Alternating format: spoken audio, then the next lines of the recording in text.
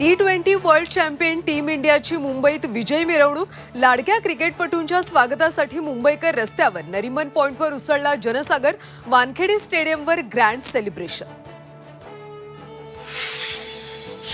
महाराष्ट्र विधान भवनात विश्वविजेत्यांचा आज सत्कार सोहळा पार पडणार.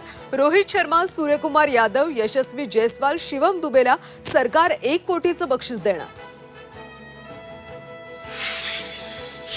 विधानसभेचं कामकाज आज 10 वाजता सुरू होणार. दुपारी 12 वाजता अजित पवार अर्थसंकल्पावर उत्तर देणार. विधानसभा निवडणुकीबाबत जरांगे पाटलांचं मोठं विधान. 288 जागांवर पाडायचं की निवडून आणायचं, मराठा समाजाच्या बैठकीत निर्णय घेणार. झी 24 तासच्या एक्सक्लुझिव्ह मुलाखतीत जरांगेंची माहिती.